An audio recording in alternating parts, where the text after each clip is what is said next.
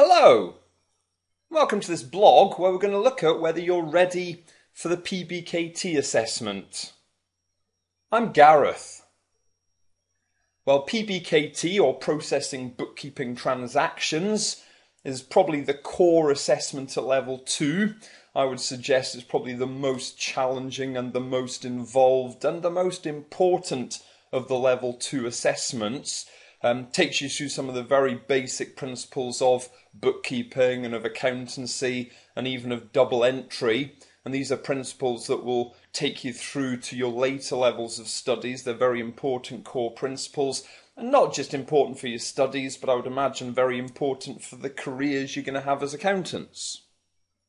Now, the idea of this online lecture is to take you through the 10 tasks you're going to see in the PBKT assessment and just give you a bit of an idea of some of the core technical knowledge that you're going to require.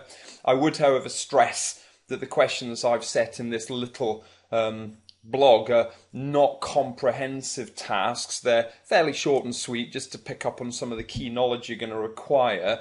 I would strongly recommend that, as well as running through this online lecture, you make sure you also work through the sample assessments on the AAT's website. They will give you a very, very good idea of exactly what you're going to see in the tasks in the real assessment. They're designed to be in much the same format and much the same style. They're a lot more comprehensive than what I'm going to run through. This is designed to be a little bit of a short and sweet review of key ideas. Well, let me just introduce myself. So my name's Gareth John. I'm a director with First Intuition, one of the UK's premier accountancy training colleges. We do both classroom courses for AAT and distance learning for AAT. We also provide studies for other accountancy qualifications, CIMA, ACCA, Chartered Accountancy, for instance. So if you're looking to move on after AAT, that might be very useful. If you ever have any questions, you're more than welcome to get in touch with me. So my email address is garethjohn@fi.co.uk. I'm also fairly active on Twitter. You can follow me at AAT Top Tutor. I do tweet various links to other resources, other online lectures such as this. I answer student queries. And we've been very, very pleased over the last few years. First Intuition actually won UK Accountancy College of the Year in 2010, 2012 and again in 2014. First college to ever win it 3 times in 5 years. I myself was very proud to be awarded UK Accountancy Lecturer of the Year in 2011, and we were nominated for Study Resource of the Year in 2013. So we've been very proud of the success we've achieved thanks to nominations from our students.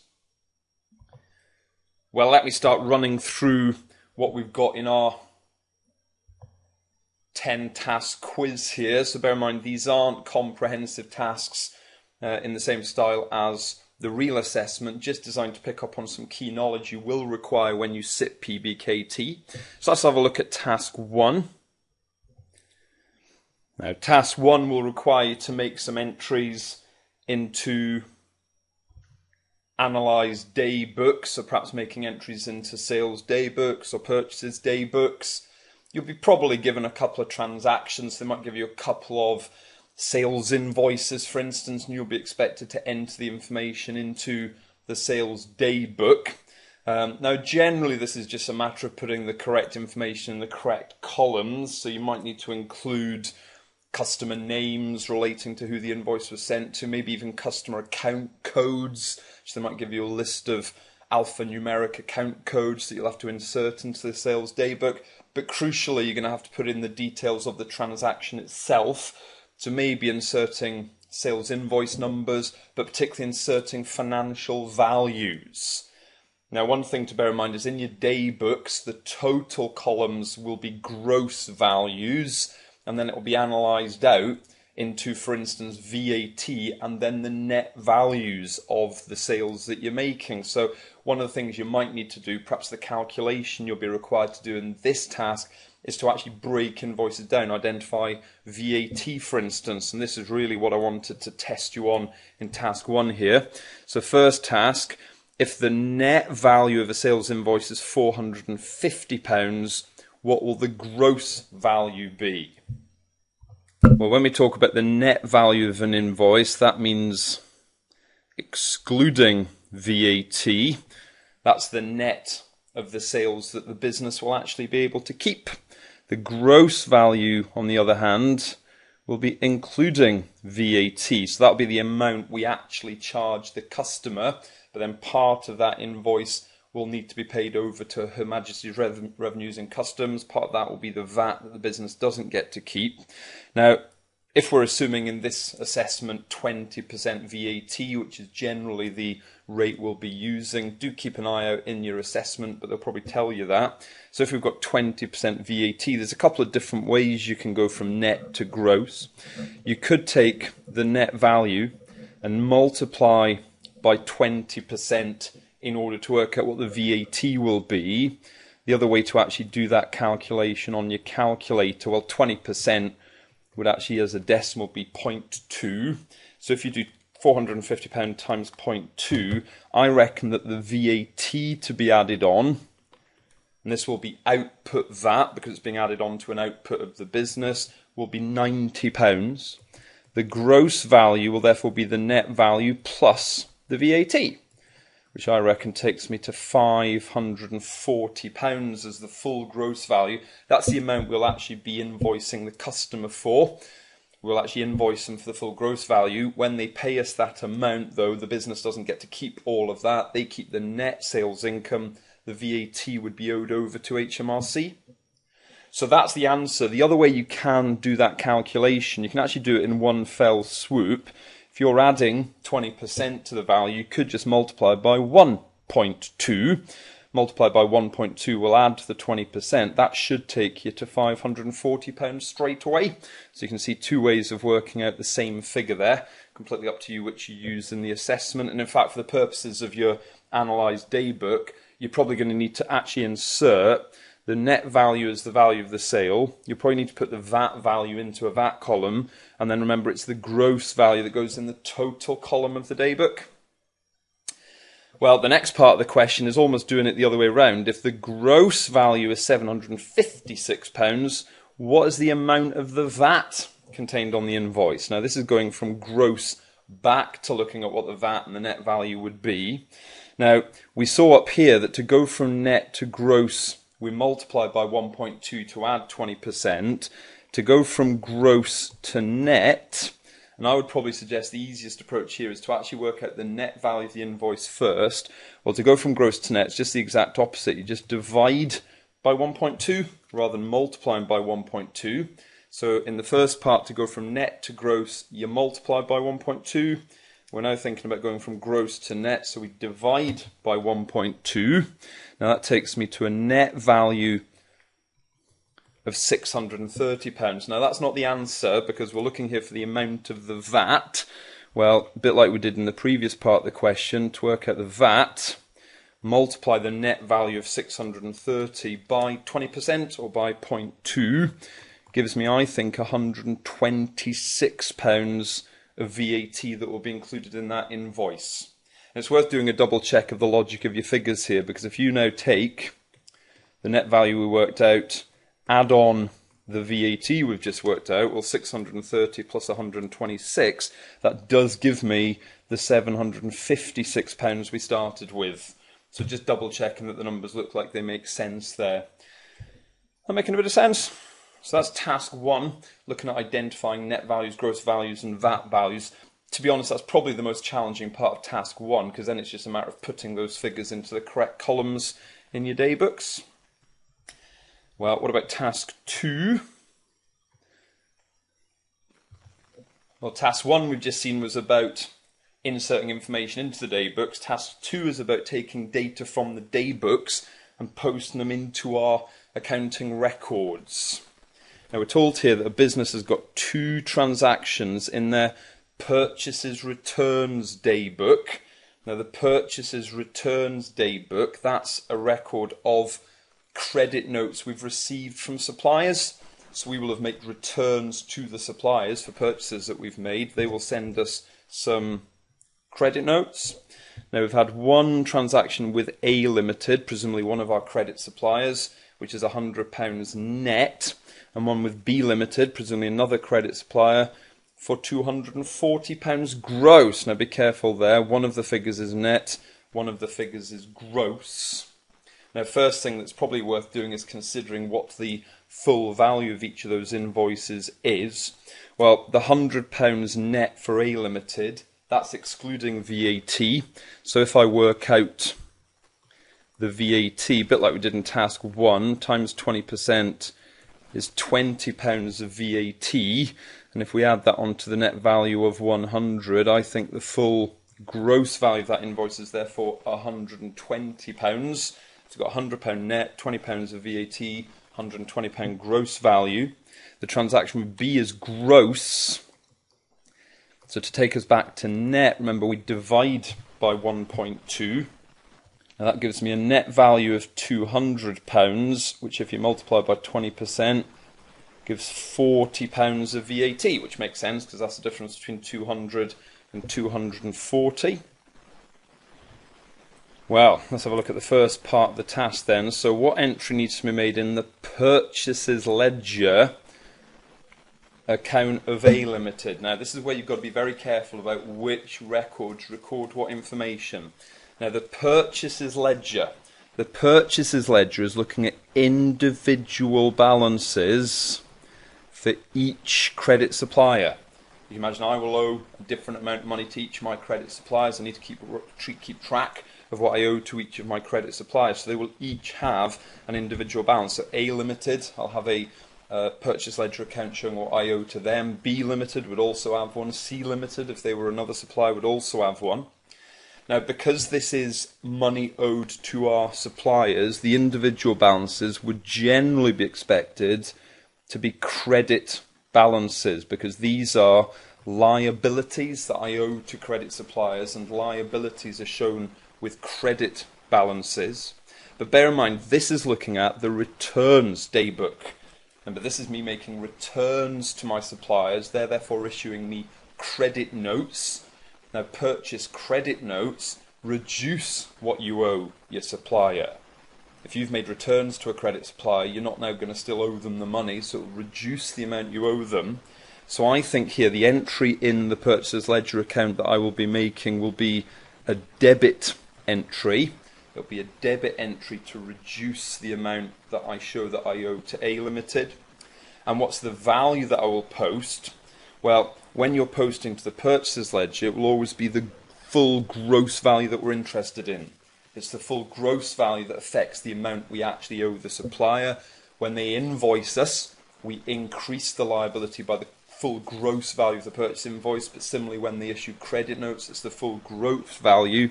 So I think there's going to be a debit entry of £120, the full gross value of the credit note. Now, one thing to bear in mind is that the purchases ledger, that's outside the double entry system. That's only recording the amounts owed to the individual suppliers. So we don't need a full balancing entry here. So if we're posting to the purchases ledger, sometimes called the subsidiary ledger or the memorandum ledger, we only have the single entry as to whether we're increasing or decreasing the balance. And in this case, we're decreasing the liability. So we've just got a single entry required to the account of A Limited. The second part of this task is then looking at the double entry to be entered into the main ledger or the nominal ledger or the general ledger. Now this will require a full double entry. When we post to the main ledger, we need to post a full balancing double entry. Now the key thing about posting into the main ledger is we don't post individual transactions. We're not going to post the credit note from A separately from the credit note from B. You'd end up with far too many entries in the main ledger. The idea is you would total the transactions for any period. You would total the transactions for a week or a month, whatever you choose. So in this case, we're actually going to take the total of the two transactions with A and B combined. Well, let's remember what's going on here. We're receiving credit notes from suppliers. We've made returns. Now, the returns mean that we will owe less to the suppliers, And as we've just explored when we were thinking about the purchase ledger account, that will reduce the liability. Now, to reduce the liability, we're going to post a debit to the liability, and the liability we're interested in here, well, what's the name of the account that looks at the full amount owed to our credit suppliers? Well, it's the Purchase Ledger Control Account. Purchase Ledger Control Account, remember, control account is looking at the total amount owed to all of our credit suppliers. Now, how much are we going to post there? Well, this is going to be the full total gross value. It's a little bit just like we've said in the purchase ledger. You can see we've debited the individual account of A Limited by the gross value. Now, that's going on in the purchases ledger. We actually need a corresponding impact on the purchase ledger control account. Difference is it's going to be for the full gross value of all transactions combined. So it's still the 120 related to A, but we've also got the 240 related to B. And if we combine that, it would be a total of £360 as a debit to the purchase ledger control account, just combining both transactions. We then need to balance against corresponding credits. And in fact, the credit is going to be split here because the gross value is broken down, isn't it? Each of the gross values was broken down into, firstly, some VAT. Well, again, if we total the VAT, we had £20 worth of VAT with A, £40 worth of VAT with B. Combine that is £60, so therefore I'm going to post a credit to the VAT control account of £60. The remaining credit is going to be for the net values of the transactions. Now, the net values of the transactions, we had £100 for A, £200 for B, which is therefore a total of £300. Now, first thing you can hopefully see is I've now got a balancing double entry. We've got a debit of 360. Can you see I've got total credits of 360? Well, where's that £300 credit going to? Well, this is actually going to be a credit to purchases returns. You can perhaps imagine when I originally made the purchases from these suppliers, the purchases, I'd have taken the net value of the purchase invoices to a purchases account. That would have been a debit, because that would have been the expense incurred by the business, showing the net transaction values as a debit to purchases. Well, we've now returned some of the goods that we purchased, which is therefore going to reduce the expense. And if the expense was a debit, we're going to post this credit to purchases returns to show the reduction in the expense I've suffered. So in fact, you can see I have indeed got a full balancing double entry being posted to the main ledger. And that's probably the key thing in task 2. Just make sure that when you're dealing with the purchases ledger, or similarly the sales ledger if you've got things on the sales side of the business, but your memorandum ledger will not require a double entry, whereas when you're dealing with the main ledger or the general ledger, you will. Well, what about task 3 then, moving on swiftly? Well, task 3 is looking at making entries into a 3-column cash book. Now, you can see the cash book has more than 3 columns. The reason it's called a 3-column cash book is we really focus on 3 key columns for our information. There's a column for cash, a column for bank, and also the memorandum column for recording discounts. The remaining columns we've got are effectively analysis columns, which allow us to break down the figures that we've got. Now you can see already, we've got the credit side of the cash book here. Now, credit side of the cash book is basically payments going out of the bank account. Credit to the cash book will reduce the assets. This is payments going out, so maybe it's checks I've written to suppliers. You can actually see we've already got a balance brought down on the credit side in the bank column. Now, that basically means that the bank account at the beginning of this period was actually already overdrawn. A credit balance is a liability. We actually owed the bank money, so there's an overdrawn bank balance. You'll see there's no balance brought down in cash, because I would imagine that the balance brought down for cash will be on the debit side, because if you have got cash, that is an asset of the business. Well, our job here is really just to fill in some transactions. So what have we got here? We've got a cash payment to D Limited of £360 for cash purchases that included VAT. The first thing I really need to decide is, am I showing this as a credit to cash or a credit to bank? So is it coming out of cash or is it actually coming out of the bank account? Well, this was a cash payment, so I'm thinking, and if we fill in the detail of the supplier here that we made the payment to. I think I would analyse the 360 as cash. Now that's the full value of the payment coming out of my cash. I then need to analyse that. Now if that included VAT, that is the gross value. Now we've just seen previously how to convert gross values into net values. Well, if I take 360 divide by 1.2, I think the net value of the invoice is therefore £300, times 20% will give me a net value of £60. So I can now analyse that the 360 is made up of £60 of VAT, and the £300, well, this was for cash purchases actually being made at that point. It's nothing to do with the purchases ledger. Purchases ledger, as we've just been talking about, is the record of what you owe to credit suppliers. This isn't a credit supplier. We paid them in cash, didn't we? So that's the first transaction. We've then got a cheque payment of £350 to eLimited. Now they are a credit supplier, so presumably I purchased something from them in the past.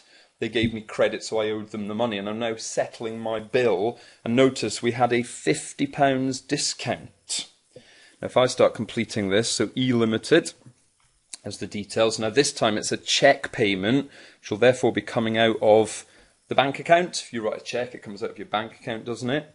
Now I don't need to analyse any of that as VAT, because the VAT would have been dealt with when I made the original purchase, which might be a couple of months ago. Remember, this is me now settling an outstanding balance that I owe. Now, £350, if they were a credit supplier, they would be on the purchaser's ledger. So basically I can analyse that full amount as a payment from the purchaser's ledger. That would ultimately reduce the liability I owe to my suppliers. But remember, there was a discount. Now, I actually paid them £350. That's the amount that's come out of the bank account. But it looks like I must have owed them £400 in the first place, because we had a £50 discount before we paid the £350. So we just need to make sure we record the discount figure in the memorandum discounts column. In fact, that £50 only needs to go in the one column. When we ultimately post double entry, we use the discounts column to create a full double entry. So I think I've now completed my entry. So to total off, and don't forget this in the assessment, so totaling off each of my columns, so I've got £50 in the discounts column, £360 in the cash column. With the bank column, don't forget the fact that there's already the 1,000 brought down when you're combining. Then VAT of 60, purchase ledger of 350, cash purchases of 300. Now obviously that only had a couple of transactions. You can expect in the assessment there may be 4 or 5 transactions. You might have a couple of cash payments, you might have 2 or 3 cheque payments. Same basic principle, just dealing with more transactions there.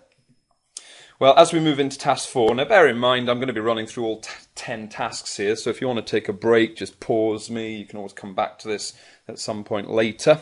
But looking at task number 4, and you can see there's a kind of logical flow of what we're doing in the tasks now.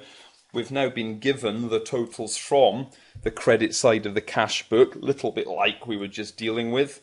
Our job is to now come up with the double entry that will be posted to the main ledger or the general ledger. And as we saw back in task 2, when you're posting to the main ledger, it does indeed require a full double entry. Now our double entry here is essentially going to be consisting of the total figures we've got in our Book of Prime entry here, our cash book.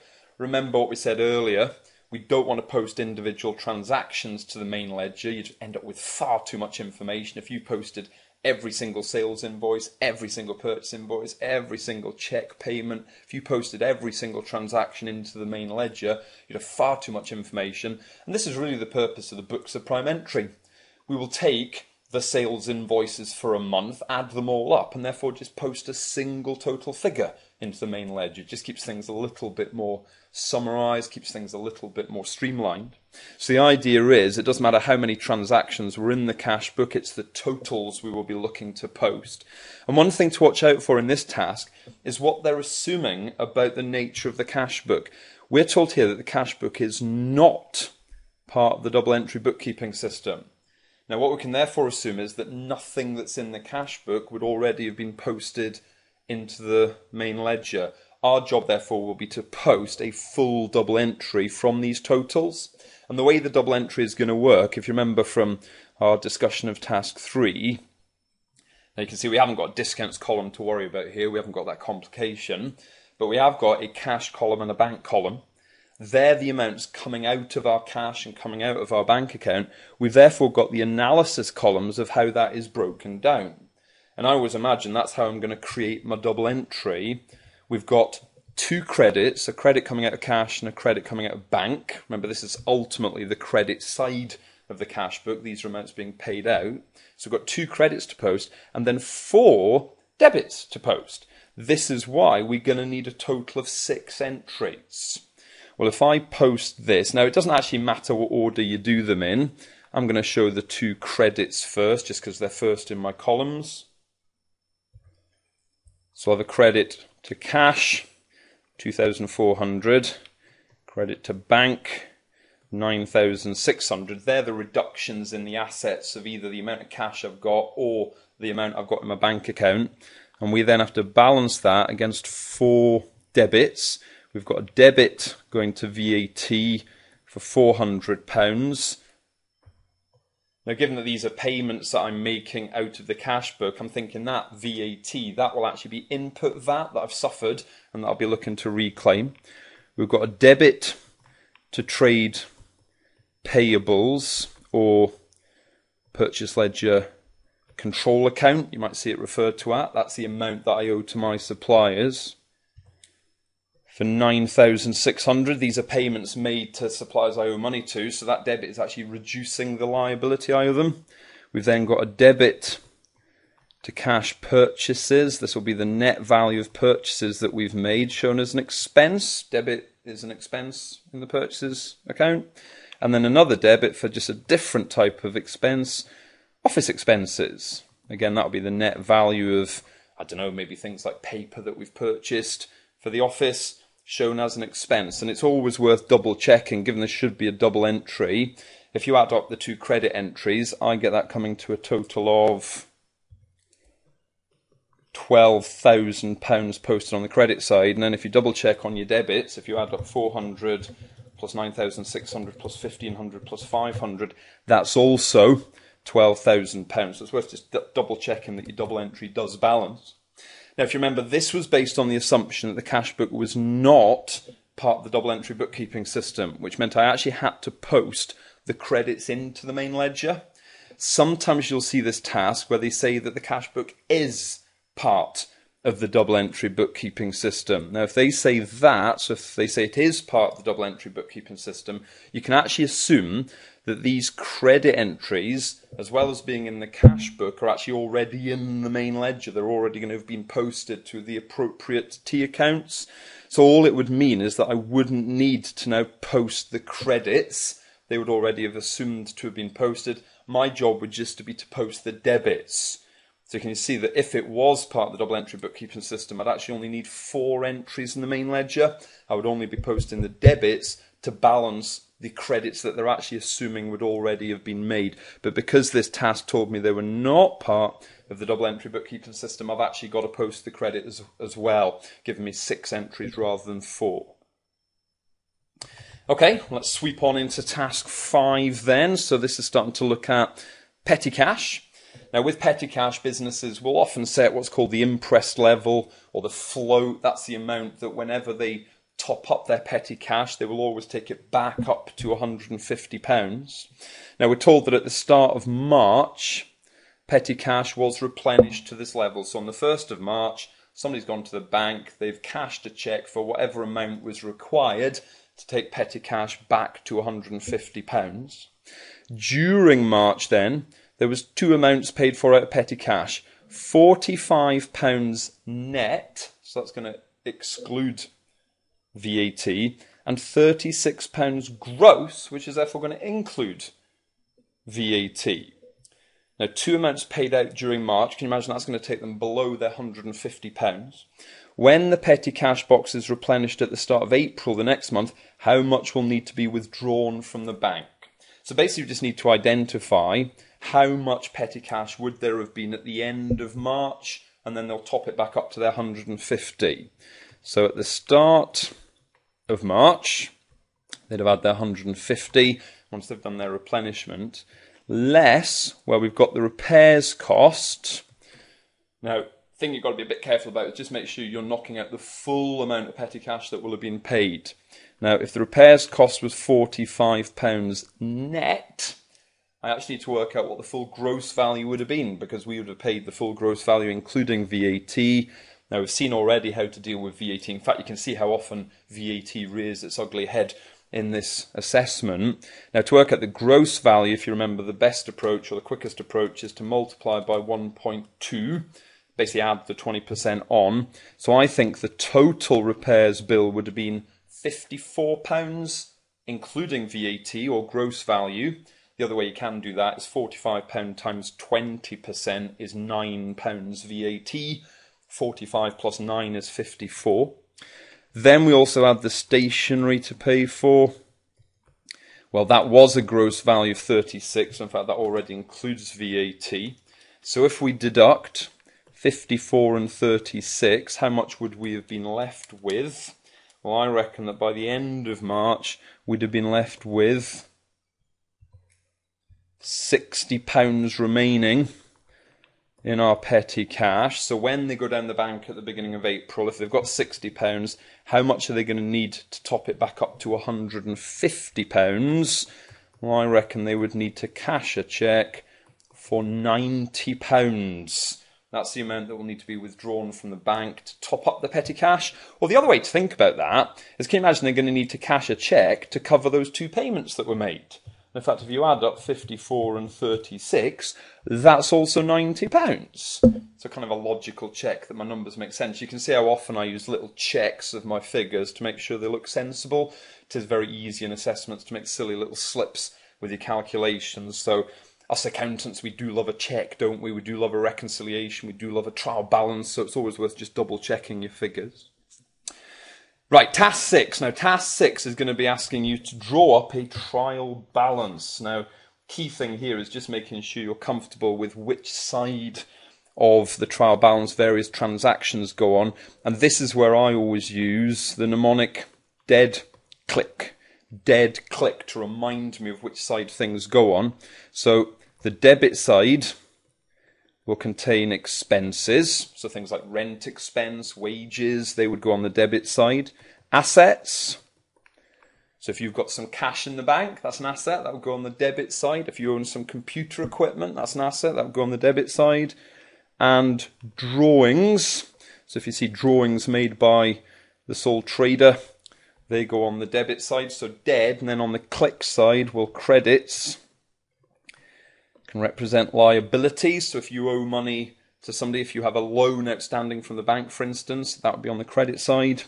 Income, so if you've received some income, that would go on the credit side. And capital, so if the sole trader has paid some money into the business and they're owed that capital balance, that would be on the credit side. So let's start going through the transactions we're given. Well, sales is probably the main form of income for most businesses. So income's on the click side, so I reckon that would be a credit side balance.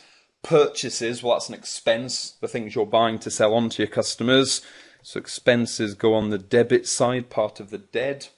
Now motor vehicles will be the asset of the cars, lorries and such like that we actually own. Now an asset will go on the debit side, so motor vehicles is an asset. Motor expenses, which I guess would cover things like petrol. So petrol is an expense. Well, expenses actually also go on the debit side, but look at the distinction between motor vehicles and motor expenses. One is an asset, one is an expense. Now, sales returns and purchases returns. Well, returns often trip students up, but I always just think returns are literally like the opposite of the thing they relate to. So if sales was income and was a credit, well, sales returns, if some of your customers send stuff back to you, that's going to reduce your income. That's therefore going to be a debit. Similarly, purchases returns, well, purchases was an expense, that was a debit. Purchases returns, well, if I send goods back to my suppliers, that's going to reduce an expense. So that would be a credit. And then another couple of transactions that often trick students is discounts. Now, discounts allowed, that's discounts I'm allowing to my customers. I'm letting them off with part of what they owe me. That is therefore going to be an expense. Can you imagine if you let customers off with what they owe you. That's going to cost you money. That's going to reduce your profit. So discounts allowed would be a debit. It's really an expense of the business. Whereas discounts received, as if I'm receiving discounts from a supplier, that'll actually improve my profit. That's effectively reducing an expense. So it'd actually be a credit transaction.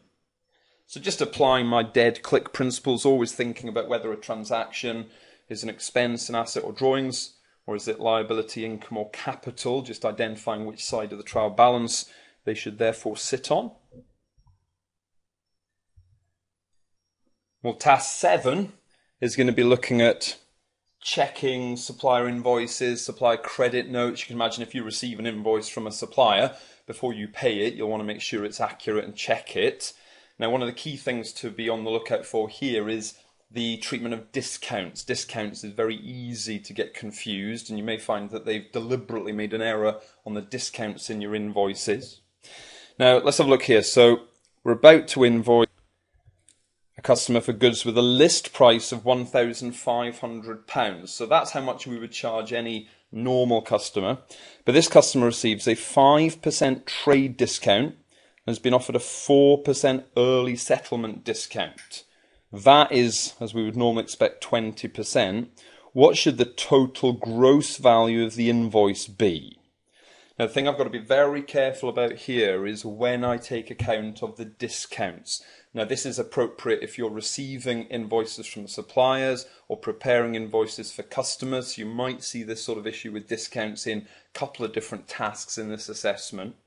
Now, the key thing is that the invoice, well, when you actually send the invoice out, can you imagine, you know that the trade discount should be applied because the trade discount is automatically applied to that customer, perhaps because they're a good regular customer. So we know the trade discount is going to be applied, but we don't know whether they're going to take the settlement discount until they actually pay the invoice. So you can imagine when we send out the invoice, at that point we don't know if they're going to take the settlement discount. So the invoice value will actually be after only deducting the trade discount. So if we take the list price, in this case 1,500, we then deduct the trade discount, now at 5%, well, 1,500 full value times, and to multiply by 5%, you can either multiply by 5% on your calculator or multiply by 0.05, just turn the 5% into a decimal. So I think the trade discount is £75, and we know that the trade discount will definitely be applied. That's automatically going to be applied, which means that the net value of the invoice will be £1,425. At the point of invoicing, we don't know whether the customer is going to take up the settlement discount, so we can't knock that off yet. But when we work out the VAT, this is a rule you need to learn. VAT is worked out after applying all applicable discounts, whether or not you know that they're going to be taken up or not. So in fact, I can't work the VAT out based on the 1,425 because that's not after all discounts. That's only after the trade discount. So I need to do a sort of further little working here. I need to work out what the settlement discount would be. Now the settlement discount will be based on the value after the trade discount. So don't go back to the 1,500. Now times 4%, or 0.04 as a decimal, I think that the available settlement discount would be £57. Now remember, at the point of the invoice, we don't know if they're going to take that, so we can't deduct it from the invoice value, but we do deduct it when we're working out the VAT. Because if I now work out 1425 less 57, and I think of this as the fully discounted value, the fully discounted value is £1,368. And it's that figure that we use to work out the VAT. So multiply by 20% or 0.2. I think that the VAT I need is £273.60. Now notice that's obviously not 20% of 1,425. That's the mistake students tend to make. The VAT is worked out after deducting all available discounts, whether or not you know if they're going to be taken up or not. So then the gross value, well, the full gross value of the invoice will be the net value of 1425. Remember, the net value is just after the trade discount. That's the only discount we know they're definitely going to get when we send the invoice out. And then add on, make sure you add on the VAT. I therefore get a gross value of £1,698.60. Now, I know that does look a bit odd because you're working the VAT out on a different figure to the net value of the invoice, but that's the rules. You'll find later in your studies when you start to look at tax, tax is basically just lots of rules and you have to follow the rules. So that's task number 7, looking at discounts. Task number 8. Well, task number 8 will be looking at your relationship with customers. In this case, we've received a cheque from a credit customer for £1,900. Now, they're claiming that's full settlement of their outstanding account balance. Our job would basically be to make sure that that's true by looking at their account. Now, we've got their account in the sales ledger. Now, remember, the sales ledger is your memorandum or your subsidiary ledger. That's looking at the individual balances owed by each of my credit customers. And we've got the sales ledger account for F Limited. Now, because the sales ledger is recording what we're owed by customers, this is basically showing an asset of the business.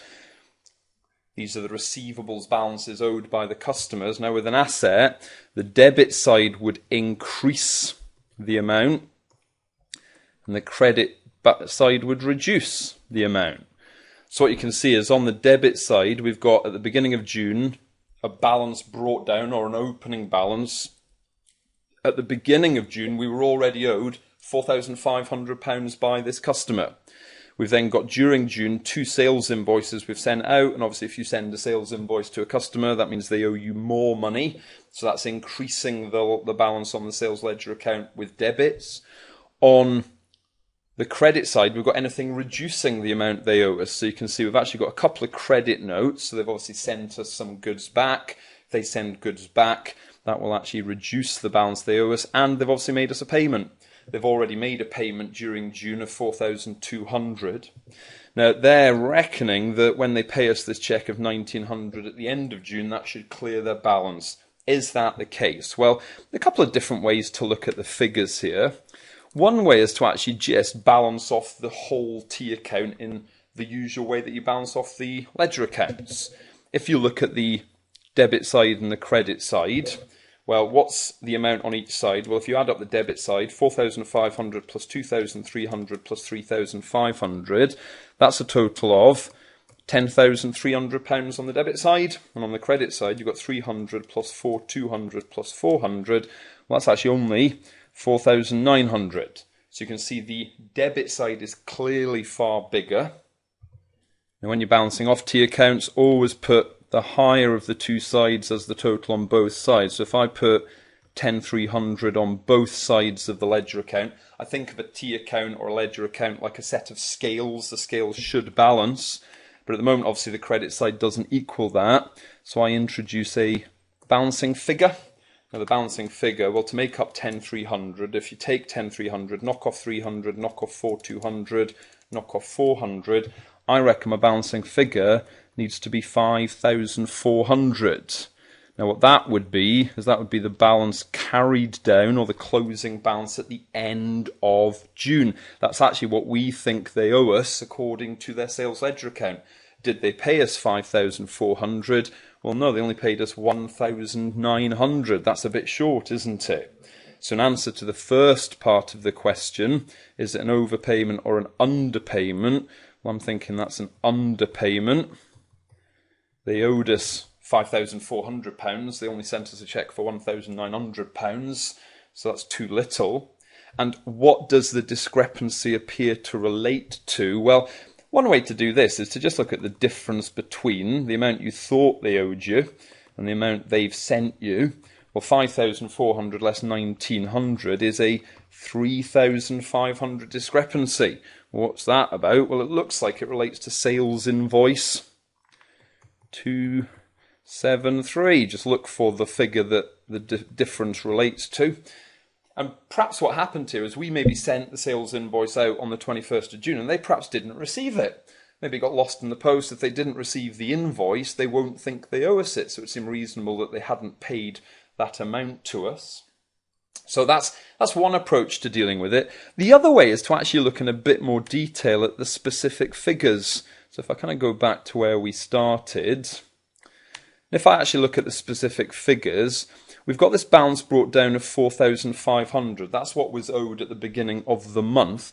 If you take the credit note on the 5th of June and then the bank payment on the 13th of June, can you see they total 4,500? So it looks like they've taken account of the credit note that we issued them, and then they've paid off that outstanding balance. They've then got 2 further sales invoices outstanding. In fact, I reckon I can spot here that if you take 2,300 sales invoice, net it off against the credit note of 400, that would seem to explain the 1,900. Looks like their 1,900 was paying off invoice 245 netted against credit note 32, leaving an unpaid invoice, which is the one we've identified as being the discrepancy. So a couple of different ways you can actually play with the figures there. Well, what about task number 9? So getting towards the end now. And in fact, task number 9, actually quite a similar exercise to what we were just thinking about in task 8, which is basically balancing off a T account. So we've got, in this case, a sales ledger control account. Now, bear in mind, this is looking at the control account that would be in the main ledger. This is the total amount. I always think whenever I see control account, I think total. This is the total amount that's owed to us by all of our credit customers. This is therefore an asset of the business. And as ever with assets, on the debit side, you would increase the asset. On the credit side, you would reduce the asset. So if, for instance, we were looking at the purchases ledger control account here, it would be the other way around, because the purchases ledger control account is a liability, and with liabilities, credits increase them and debits reduce them. But if you look at the logic here, we had a brought down balance at the beginning of January, so we were already owed £43,290 by our credit customers. During January, we've issued some sales invoices. That figure would probably be the total of all sales invoices for the period. 32,476, but then my credit customers have made some payments to me. So on the credit side, we've got a bank payment which would reduce the amount my customers owe me. Now, to balance off this T account, a bit like we did in the previous task, I always look at the two sides. So on the debit side, 43,290 plus 32,476. Now that's a total of 75,766, and I would literally just scribble these figures down on a piece of paper. Obviously on the credit side you've only got the one entry totaling 28,546, so always put the higher of the two figures on both sides as the total. Maybe your set of scales has to balance. Well, the debit side does give 75,766, but obviously on the credit side it doesn't. So at the end of the month, so I'm thinking on the 31st of January, we'll have a balancing figure. Now the balancing figure I think I require, well, to make up to 75,766, if you knock off the 28,546, I think I need 47,220, and that will be the balance carried down, or the closing balance at the end of January. Now the fact that that's on the credit side of the account is actually because the debits were bigger. You can imagine by definition your balancing figure always goes on the smaller side.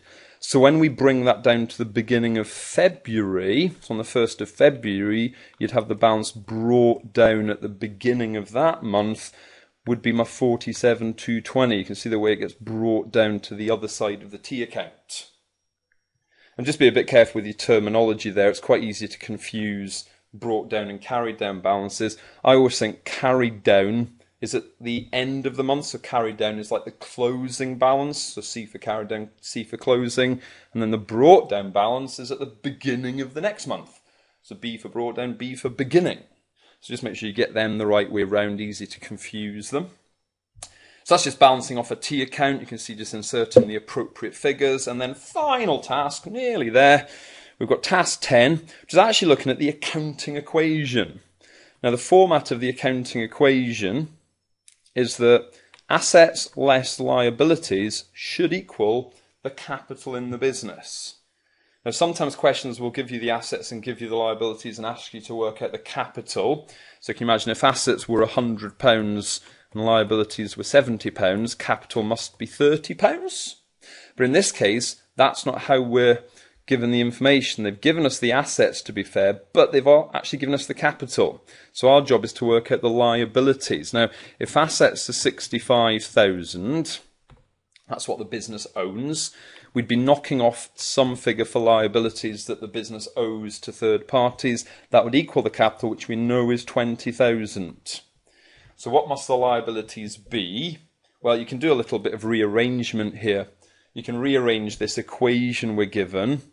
Now, when you rearrange an equation, just make sure that when you're moving something from one side to the other, you reverse the sign. So if I'm taking the minus liabilities over, it will become positive liabilities. And if I'm taking the positive capital over, it will become minus capital. So if I take 65,000 assets, actually deduct the 20,000 of capital, I think liabilities would be worth 45,000 here. And I'd always go back to the original accounting equation and check, does that work? Does 65,000 less 45,000 liabilities give you 20,000? Well, yes, indeed, I think it does. Okay, well, fairly lengthy exercise there. I mean, as I said, hopefully you've stopped and started as you've gone through that. But hopefully you found that useful just to look at some of the key aspects of the PBKT assessment. As I've said, do make sure you run through the AAT sample assessments. And do feel free to get in touch if you think we can help you out with anything in your future studies. But thank you for your attention, and I might at some point see you around.